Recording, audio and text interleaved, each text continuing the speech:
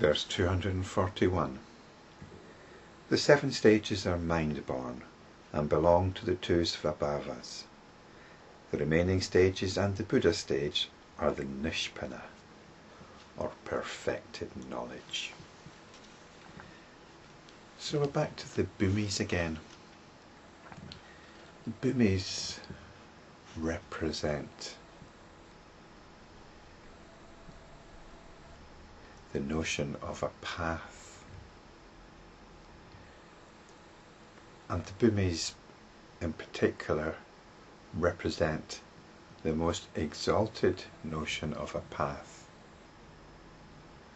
the path to perfect enlightenment, or what's described here as Nishpanna, or perfected knowledge. And I spoke about the bhumis in previous videos, way back in video 78, which was on the 10 bhumis,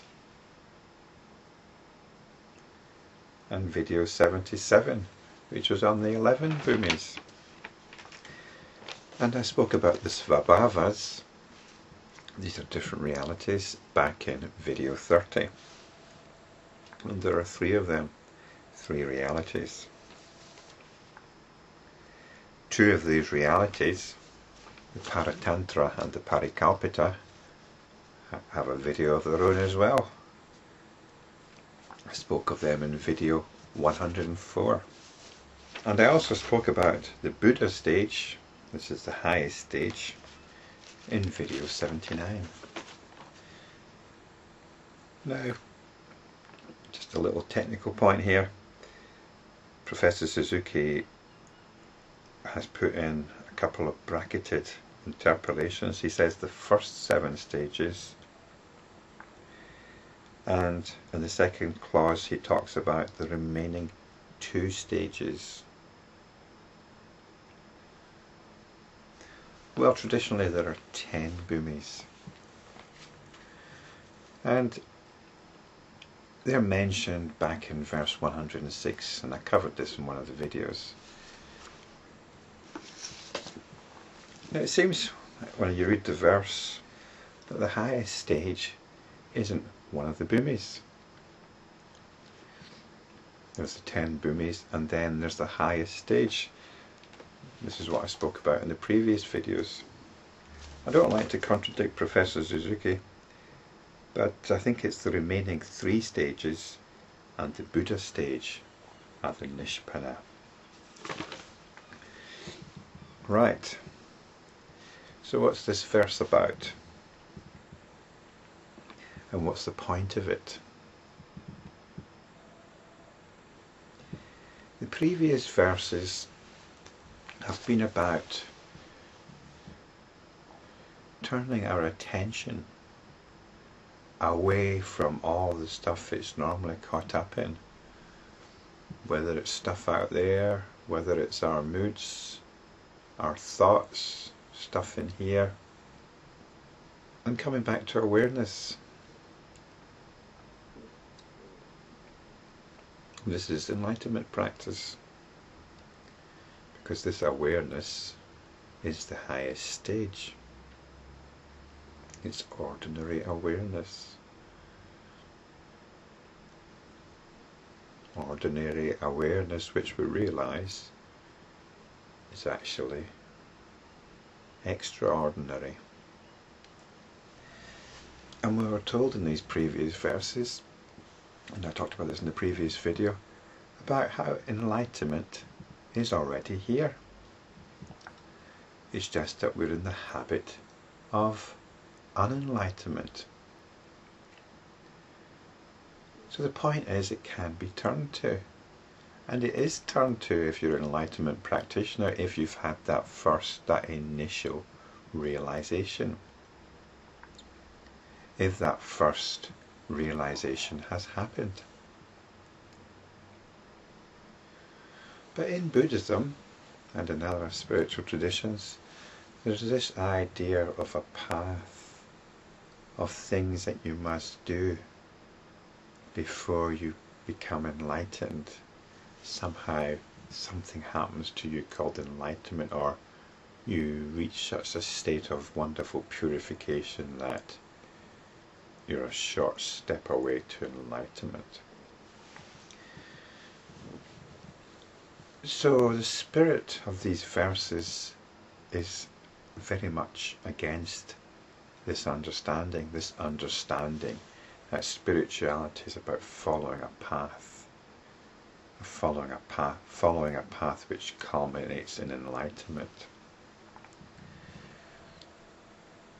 And so this is what it's having a go at here. And the path par excellence is that of the Bhumis.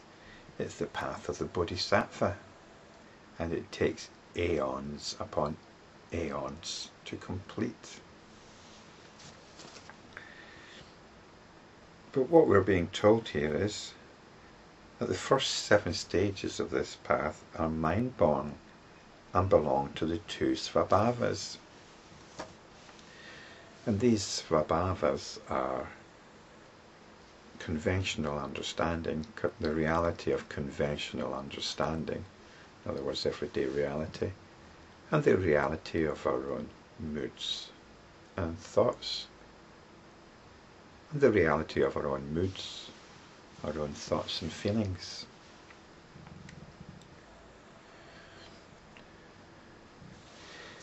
It's not strictly the case though, because the first 7 bhumis are to do with our initial realization, and then working on all that stuff and all the habits which keep us from being established in that.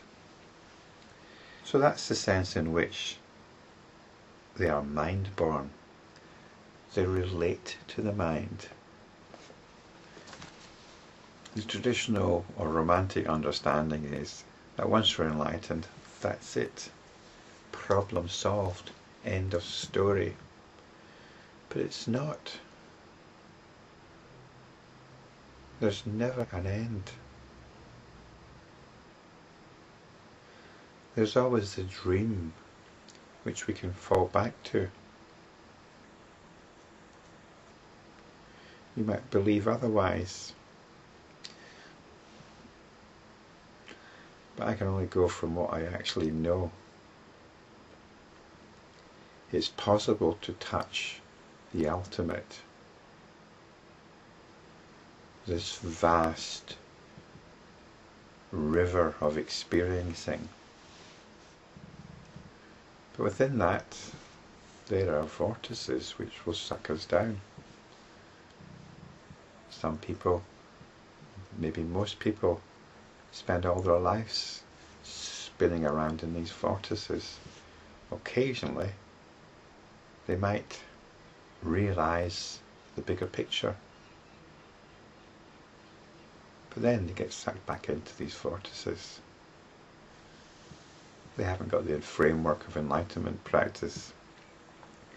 So they might either try to understand it in a different way, in a different sort of framework, perhaps a religious one, or a mystical one, or they just forget about it altogether. But as enlightenment practitioners, we can come out as often as we're inclined to and realize the nature of this vast river.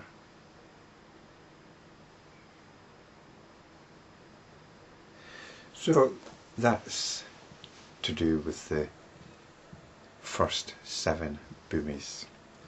They relate to that initial realization and the working on the mind.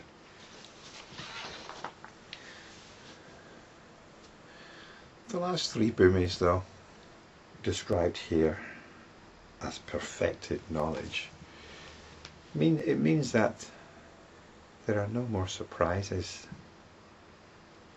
The situation is quite clear. It means that you're an accomplished enlightenment practitioner. It's not just something that's happening now and again.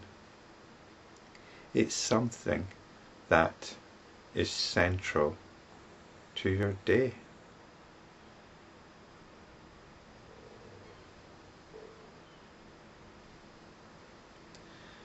So this is the point of this verse. It's to get rid of any notion of any path. It's about practicing more and more. And this is why there are so many of these videos. It's why there are so many of these verses. This is supposed to be the verse summary, but it's the biggest part of the Lankavatara Sutra. The verse summary is the biggest part. It's a summary because we're not interested in all the ideas, in all the backstories, and all the contexts. We want to get down to it. Each verse is inciting us to remember our reality, which is the reality of the highest stage, the Buddha stage. It's at this point as well that the teachings become clear. And the Bodhisattva, if possible, will do their utmost to transmit them. And again, this is what the great volume of these teachings represent. They represent the intention of those who have realized to pass on the fruits of that realization. It seems to me that the notion of the Bodhisattva is generally taken as a rather sentimental one.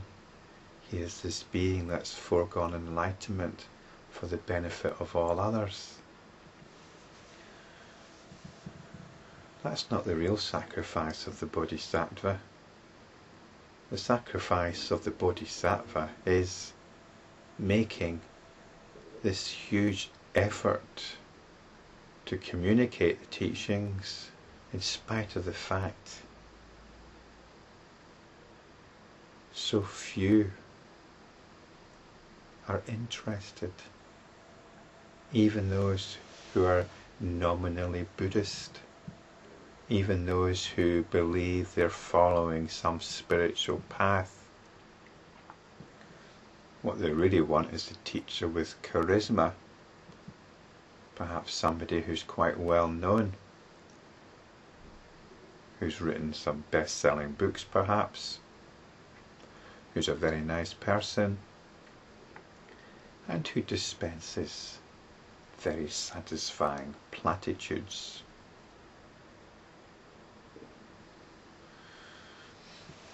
But none of that really gets to the heart of the matter. And the heart of the matter is where the Bodhisattva more and more resides and is impelled to communicate from whenever possible.